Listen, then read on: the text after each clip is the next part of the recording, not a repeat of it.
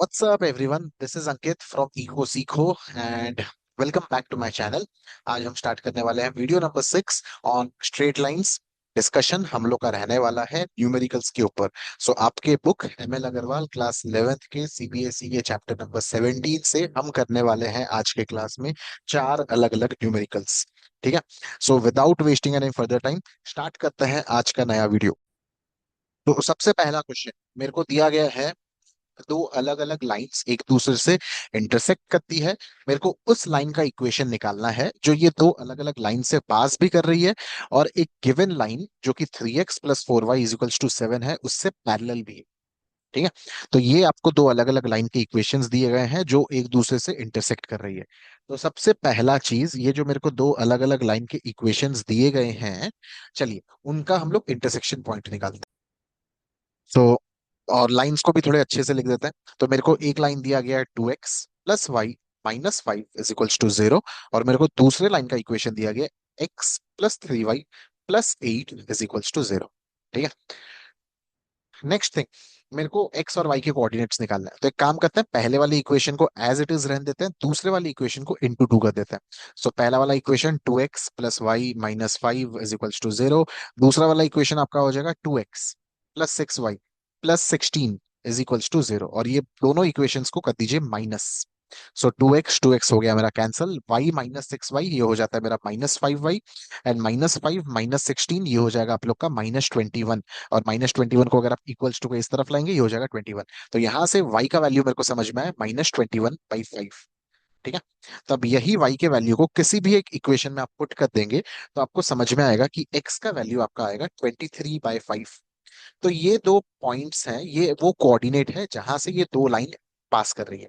मेरे को पूछा गया है सवाल कि भैया वो वाले लाइन का इक्वेशन निकालिए जो ये दो लाइन के इंटरसेक्शन से भी क्रॉस कर रहा है और जो कि इस वाले लाइन से भी पैरेलल है। ठीक है। इस वाले लाइन से पैरेलल है, ये वाले इंफॉर्मेशन से हम क्या निकाल सकते हैं? इस इंफॉर्मेशन से यही निकाला जा सकता है कि ये जो मेरा गिवन लाइन है इसका जो स्लोप है एंड ये वाले लाइन का स्लोप सेम होना चाहिए। तो ये जो आपको लाइन दिख रहा है इसका स्लोप कितना हो जाएगा? इस लाइन का स्लोप आपका आ जाएगा -3/4। तो गिवन लाइन जो मेरे को निकालना है जिसका इक्वेशन, उसके बारे में मेरे को दो इन्फॉर्मेशन मोस्टली चाहिए रहता है और ये दो इन्फॉर्मेशन मेरे को मिल गया। ये दो इन्फॉर्मेशन क्या है? एक तो उसके स्लोप के बारे में मेरे को पता चल गया और दूसरा उसके कोऑर्डिनेट्स के बारे में मेरे को पता चल गया। तो ये दो इन्फॉर्मेशन को यूज करके चलिए वो लाइन का इक्वेशन बनाते हैं। तो वो लाइन का इक्वेशन कैसे बनेगा? y minus y1 minus of minus plus 21/5 is equals to m, जो कि आपका -3/4 है, टाइम्स x-x1, x-23/5। सो आपको क्या करना है नेक्स्ट? आपको इस इक्वेशन को सॉल्व करना है एंड इस इक्वेशन को जब आप सॉल्व करोगे, सिंप्लीफाई करोगे, फाइनली आपके पास एक इक्वेशन बचेगा 3x plus 4y plus 3 is equals to 0। यही आपका आंसर है।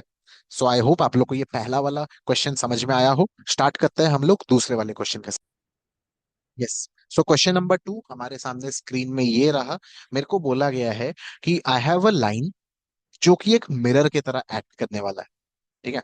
उस लाइन के सामने एक पॉइंट है 3,8। मेरे को उस लाइन का इमेज निकालना। अब आपको लग रहा होगा कि सर ये तो काफी डिफिकल्ट क्वेश्चन है, इसको कैसे निकाला जाए? तो थोड़ा क्वेश्चन को समझते हैं। ठीक है। तो सोचिए ये वाला आपका लाइन है जिसका इक्वेशन मेरे को दिया गया। इस लाइन का इक्वेशन क्या दिया गया? x plus 3y is equals to 7। इस लाइन के इस पार आपका एक पॉइंट है, उसको नाम दे देते हैं पॉइंट ए, जिसके कोऑर्डिनेट्स के बारे में मेरे को बोला गया 3,8। तो जब कभी भी आप मिरर के सामने खड़े रहते हैं, आप मिरर से जितना दूर रहते हैं आपका इमेज भी उतना ही दूर रहता है। तो मेरे को ये वाले पॉइंट के बारे में निकालना है। ये वाले पॉइंट को नाम दे देते हैं पॉइंट बी। तो I have to find the coordinate for point B. ठीक है। तो एक काम करते हैं, पॉइंट ए से पॉइंट बी तक ज्वाइन करती हुई एक लाइन को ड्रॉ करते हैं। ठीक है। और ये जो डिस्टेंस है, ये डिस्टेंस को हम फिगर आउट करेंगे बाद में। ठीक है। लेकिन ये जो लाइन आपका बन रहा है ए और बी को ज्वाइन करके, वो आपका इस लाइन से परपेंडिकुलर होगा। ठीक है। तो चलिए, ये जो मेरे को मिरर लाइन दिया गया है इसके स्लोप के बारे में बात करते हैं। तो इस वाले लाइन का स्लोप कितना हो जाएगा? इस वाले लाइन का स्लोप हो जाएगा -1/3। एंड क्योंकि ये वाला लाइन और लाइन ए बी एक दूसरे से है परपेंडिकुलर, तो यहां पे मैं ये भी बोल सकता कि ये जो दो अलग अलग लाइंस हैं दोनों के स्लोप्स को मल्टीप्लाई करने से मेरा -1 आना चाहिए। दैट मीन्स m1 m2 को मल्टीप्लाई करने से -1 आना चाहिए। तो m1 की जगह हम -1/3 डाल सकते हैं, m2 को एज इट इज रहने दीजिए, इज इक्वल्स टू -1। तो यहां से आपको क्या समझ में आना चाहिए, यहां से आपको ये समझ में आना चाहिए दूसरे वाले लाइन का है स्लोप 3। ठीक है, ये वाला पॉइंट हमको समझ में आ गया। ठीक है, चलिए दूसरे वाले लाइन का जब मेरे को स्लोप समझ में आ गया, दूसरे वाले लाइन का मेरे को एक पॉइंट के बारे में पता है। क्या मैं दूसरे वाले लाइन का इक्वेशन निकाल सकता हूँ? यस, इसको भी निकाला जा सकता है। दूसरे वाले लाइन का इक्वेशन हो जाएगा y - y1 that is 8 is equals to 3 times x - x1 that is 3। So इसको जब मैं सिंप्लीफाई करूंगा that is y - 8 is equals to 3x - 9। And finally I will be getting -3x plus y -8 + 9 आपका हो जाता है +1 इज इक्वल्स टू 0। तो ये आपको मिल गया दूसरे वाले लाइन का इक्वेशन।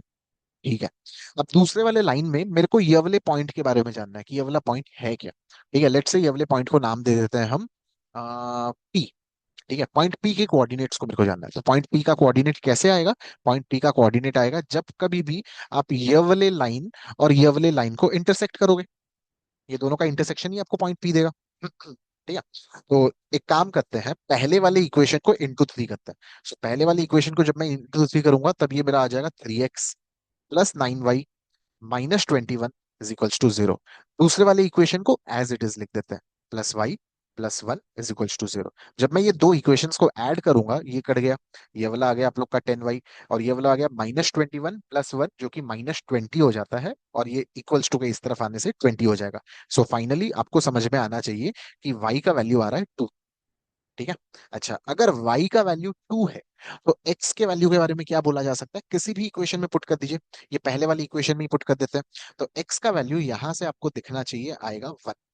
तो ये जो मिड पॉइंट है, पॉइंट P आपका मिड पॉइंट है, क्योंकि ये जितना डिस्टेंस रहेगा AP, PB भी उतना ही डिस्टेंस रहेगा। क्यों? क्योंकि ये मिरर की तरह एक्ट कर रहा है। जब कभी भी मिरर से आप जितने दूर खड़े रहते हो आपका इमेज जो है वो भी मिरर से उतने ही दूर खड़ा रहेगा। ठीक है, तो ये दो अलग अलग लाइंस के बारे में मेरे को इन्फॉर्मेशन पता चला। चलिए, तो फिर ये जो पॉइंट आया मेरे पी के बारे में 1,2, this has to be my mid point. ये वाला मेरा मिड पॉइंट होना चाहिए। ठीक है, सो हमने जब सेक्शन फॉर्मूला के बारे में हम डिस्कस कर रहे थे पहले वाले वीडियो में, तब आपको बताया गया था मिड पॉइंट के लिए फॉर्मूला क्या हो जाता है। मिड पॉइंट के लिए फॉर्मूला हो जाता है x1 + x2 divided by 2, comma y1 + y2 divided by 2। ठीक है, तो सर लेट्स से कि ये वाला जो पॉइंट आपके लिए अननोन है जिसको आपको निकालना है वो आपका x1 एंड y1 है। ठीक है, सो फॉर्मूलाज को पुट करते हुए मेरे को समझ में आना चाहिए कि 1 is equals to x1 + 3 divided by 2। समझ में आया यहाँ पे 1 कहाँ से आया? यहाँ पे 1 ये वाला आ रहा है, ये जो पॉइंट P का x एक्सिस का कोऑर्डिनेट है। क्यों? क्योंकि पॉइंट P ही तो आपका मिड पॉइंट है। मिड पॉइंट का फॉर्मूला यही तो होता है। ठीक है, तो ये वाले फॉर्मूला में चीजों को पुट किया जा रहा है। तो जब मैं इसको सॉल्व करूंगा तो x1 के बारे में मेरे को क्या इंफॉर्मेशन मिलेगा? x1 मेरा आ जाएगा -1।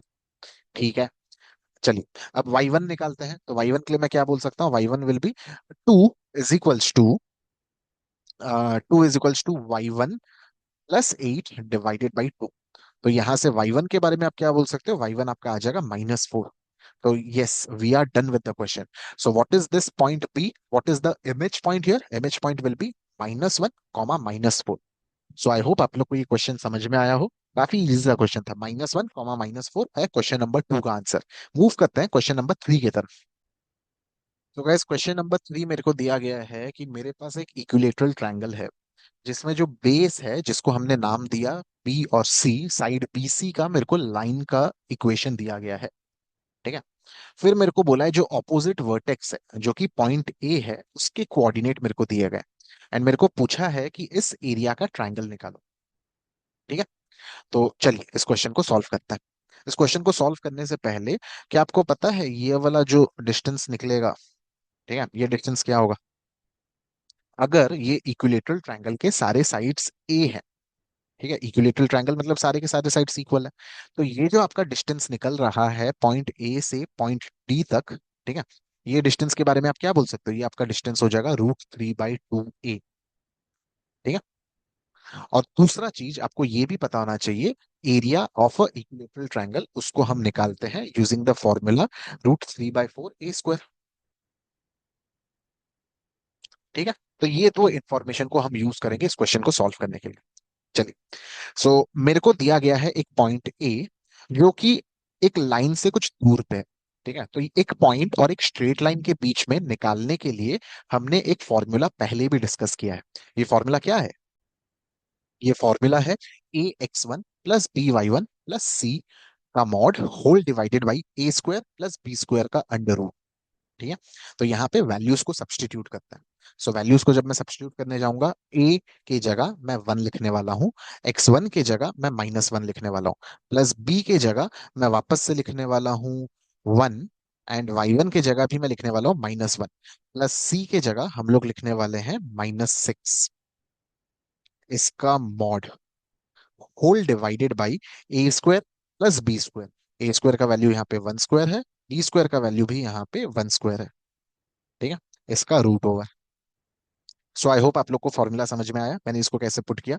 सो फाइनली मेरे पास ये वैल्यू क्या आ रहा है? 1 into -1 that is -1, 1 into -1 that is -1, -6 का मॉड होल डिवाइडेड बाई √2, या फिर दिस इज -8 का मॉड जो कि आप लोग को 8 देगा डिवाइडेड बाई √2। तो this is the length between A and D. And we also know that ये जो 8√2 आया, ये 8√2 किसके बराबर है? ये √3/2 ए के बराबर है, 8/√2। तो अगर मैं यहां से ए निकालने जाऊंगा तो ए का वैल्यू कितना आ जाएगा? ए का वैल्यू आ जाएगा 8/√2 इंटू 2 डिवाइडेड बाई √3। तो यहां से 2 एंड √2 कटा, यहाँ पे आपका बचेगा √2। तो finally you will be getting the length for a edge 8√2/√3। So the side of the equilateral triangle comes out to be 8√2/√3। सो जब मेरे को साइड पता चल गया, यहाँ का एरिया मैं कैसे निकालने वाला हूँ? एरिया मैं निकालने वाला हूँ using the formula √3/4 into A square. A square मतलब 8 का स्क्वायर इंटू √2/√3 का स्क्वायर, ये आपको 2/3 देगा। तो जब मैं चीजों को फाइनली सॉल्व कर लूंगा, आई will be getting the answer of 32/√3 square units. So that is how हमने निकाला area of a equilateral triangle with the information given in question number 3। So question number 3 I hope आप लोग को समझ में आया। मूव करते हैं क्वेश्चन नंबर 4 की तरफ। सो इस वीडियो का लास्ट क्वेश्चन मेरे को बोला गया है कि उस स्ट्रेट लाइन का इक्वेशन निकालिए जिसका एक पॉजिटिव स्लोप है। अब ये इंफॉर्मेशन का मतलब क्या होता है? पॉजिटिव स्लोप का मतलब जो कुछ भी स्लोप है that has to be more than 0। ठीक है, एंड ये एक पॉइंट से भी पास हो रहा है जो पॉइंट का वैल्यू है -5,0।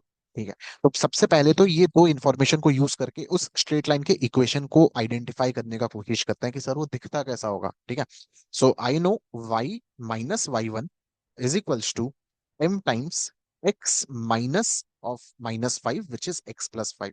सो चीजों को जब मैं सिंप्लीफाई करूंगा तो ये आ जाएगा y is equals to mx+5m, या फिर फाइनली मैं बोल सकता हूं mx-y+5m इज इक्वल्स टू 0। ठीक है, फिर मेरे को ये भी बोल रखा है ये जो लाइन है ये ओरिजिन से एक परपेंडिकुलर डिस्टेंस 5 यूनिट्स पे है, 3 यूनिट्स पे है। ठीक है, तो ऑलरेडी हम लोग पिछले वाले क्वेश्चन में परपेंडिकुलर डिस्टेंस कैसे यूज किया जाता है उसके वो डिस्कस किए थे। ठीक है, आप लोग का मेमोरी वापस से रिफ्रेश करने के लिए ये वाले फॉर्मूला के बारे में बात किया जा रहा है अभी करेंटली। तो इसी फॉर्मूला को यूज करते हैं नीचे में।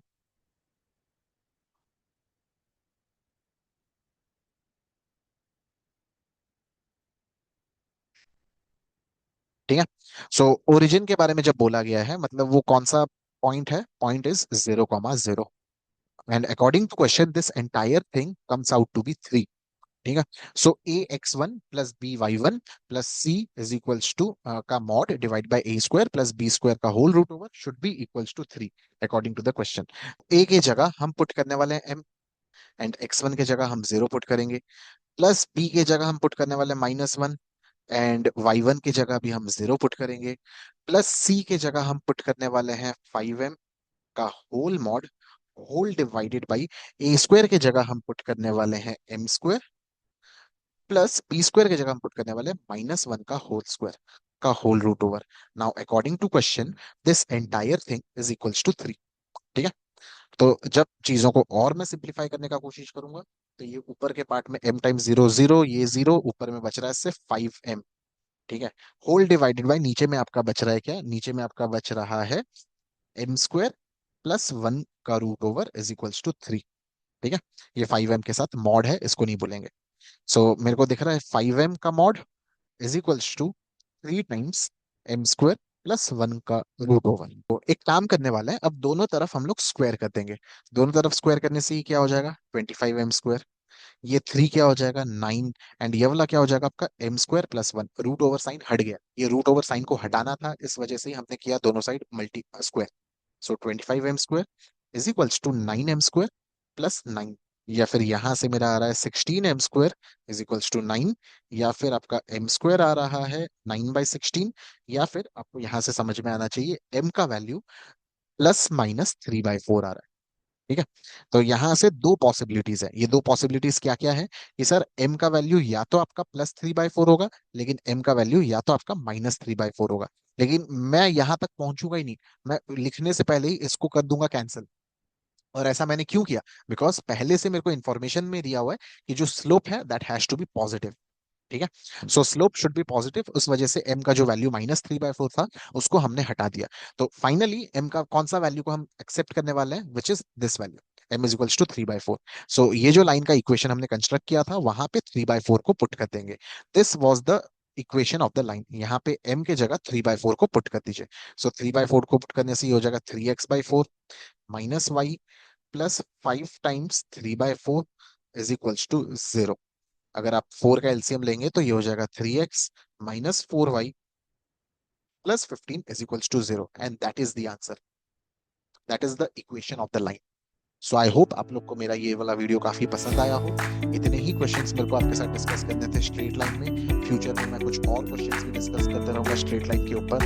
एंड बहुत जल्दी मैं आप लोग से मिलने वाला हूँ सर्कल्स एंड पैराबोलास के ऊपर उसके साथ। So that is all for now. Thank you so much for joining. इस क्वेश्चन के एंड में डिस्क्रिप्शन बॉक्स में आपको मिलने वाला है एक एमसीक्यू क्विज।